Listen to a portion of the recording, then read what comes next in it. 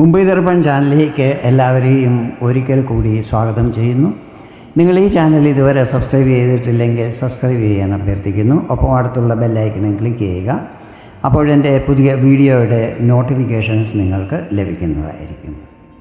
ഇന്നത്തെ എൻ്റെ ഈ വീഡിയോയിൽ ഉത്രാടം 2, 3, 4 പാദങ്ങൾ, തിരുവോണം, അവിട്ടം 1, 2 പാദങ്ങളടങ്ങുന്ന മകരം രാശിക്കാരുടെ 2025 ഏപ്രിൽ മാസത്തിലെ സമ്പൂർണ്ണ മാസഫലങ്ങളാണ് പറയുന്നത്.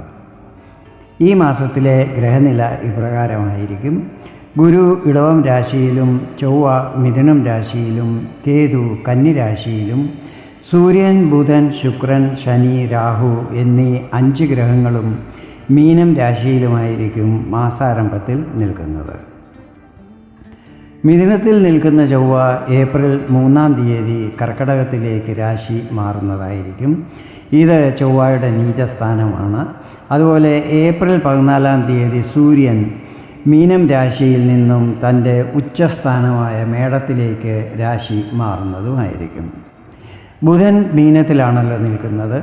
മീനം രാശി ബുധൻ്റെ നീചസ്ഥാനമാണ്. എങ്കിലും ഇവിടെ ശുക്രൻ ഒപ്പം നിൽക്കുന്നതും ഇത് ശുക്രൻ്റെ ഉച്ചസ്ഥാനമായതിനാലും ബുധൻ ഇവിടെ നീചഭംഗമുണ്ടാകുന്നതും അങ്ങനെ നീചഭംഗ രാജയോഗം നിർമ്മിതമാകുന്നതുമായിരിക്കും.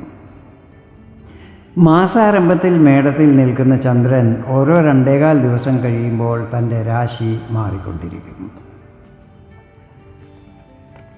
മാർച്ച് 29-ാം തീയതി ശനി മീനത്തിൽ പ്രവേശിക്കുമ്പോൾ അവിടെ രാഹു നിൽക്കുന്നത് കാരണം മീനം രാശിയിൽ ശനിയും രാഹുവും ചേർന്ന് പിശാചി യോഗം നിർമ്മിക്കുന്നതായിരിക്കും.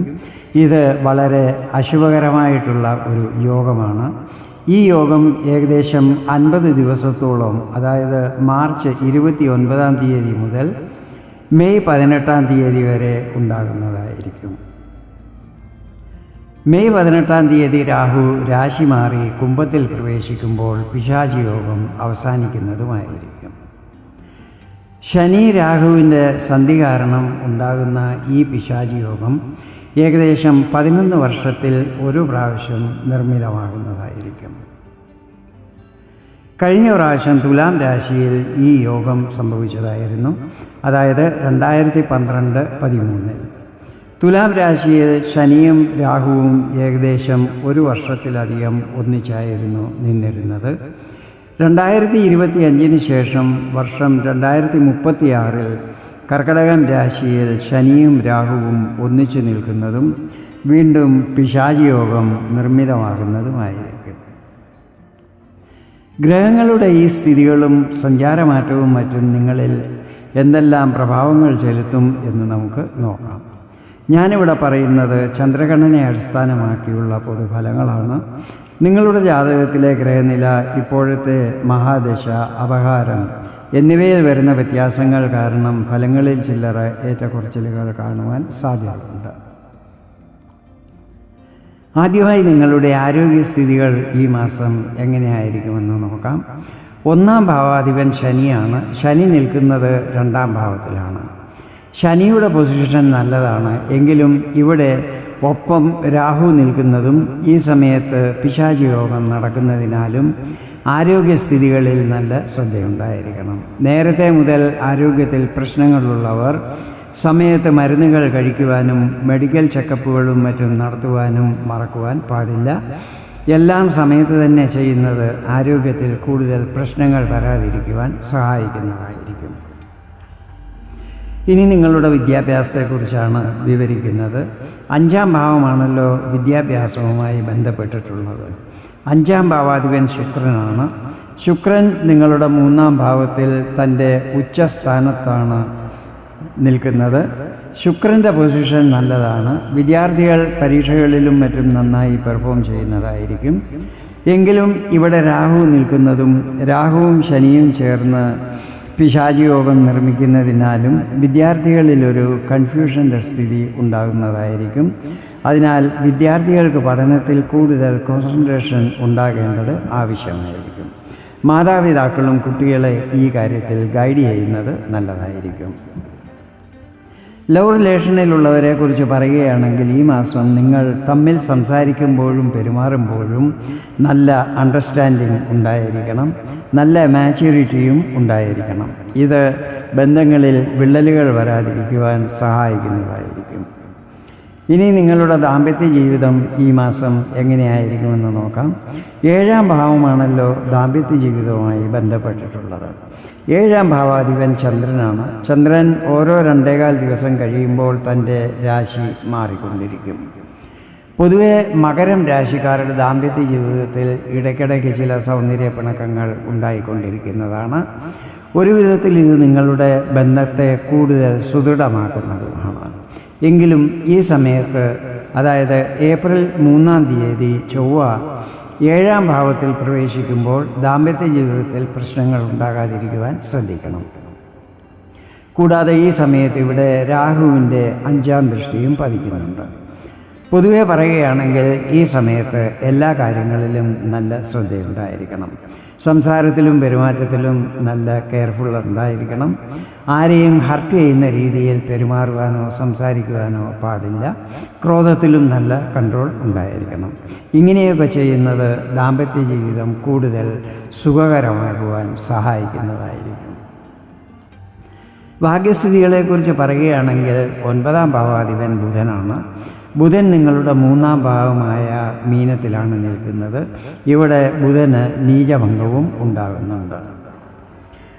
ഈ സമയത്ത് ഭാഗ്യസ്ഥിതികൾ നിങ്ങൾക്ക് അനുകൂലമായിരിക്കും. എങ്കിലും ഇവിടെ രാഹു നിൽക്കുന്നതിനാലും രാഹുവും ശനിയും ചേർന്ന് പിശാചിയോഗം നിർമ്മിക്കുന്നതിനാലും കാര്യങ്ങളിൽ ഇടയ്ക്കിടയ്ക്ക് തടസ്സങ്ങൾ ഉണ്ടാകുന്നതായിരിക്കും.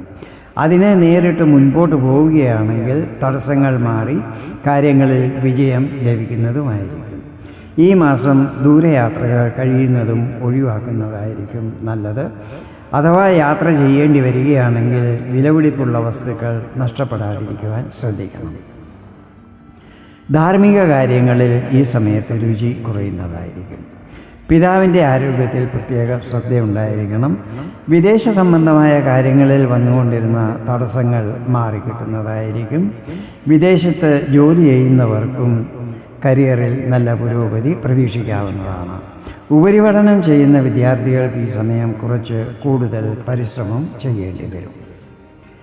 മകരം രാശിക്കാരുടെ 7.5 ശനി മാർച്ചിൽ അവസാനിക്കുമെങ്കിലും ശനിയുടെ ശുഭഫലങ്ങൾ ക്രമേണയായിരിക്കും ലഭിക്കുവാൻ തുടങ്ങുന്നത്.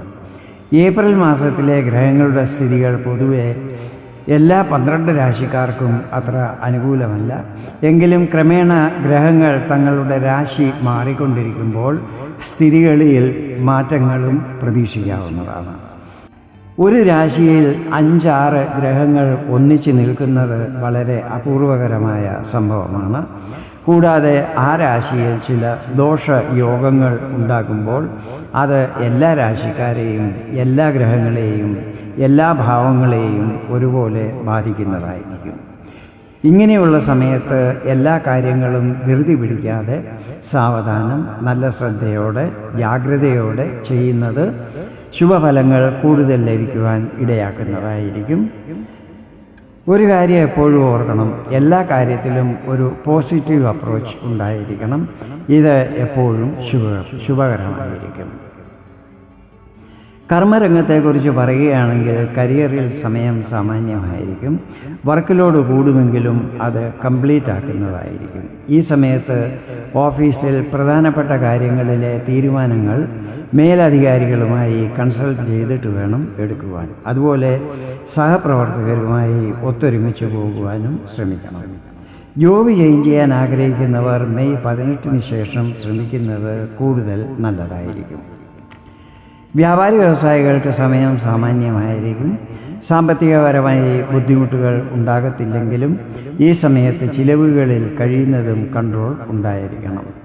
നിക്ഷേപങ്ങളും മറ്റും നന്നായി സ്റ്റഡി ചെയ്തിട്ടും എക്സ്പെർട്ടിൻ്റെ അഡ്വൈസ് അനുസരിച്ചും വേണം ചെയ്യുവാൻ.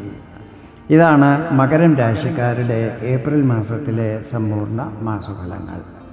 വീഡിയോ നിങ്ങൾക്ക് ഇഷ്ടപ്പെട്ടെങ്കിൽ ഇതുപോലെ ജ്യോതിഷ സംബന്ധമായ കൂടുതൽ വിവരങ്ങൾ അറിയുവാൻ വേണ്ടി എൻ്റെ ഈ ചാനൽ സബ്സ്ക്രൈബ് ചെയ്യാൻ അഭ്യർത്ഥിക്കുന്നു. വീണ്ടും വേറൊരു വീഡിയോയിൽ കാണാം. അതുവരെ എല്ലാവർക്കും നന്ദി, നമസ്കാരം.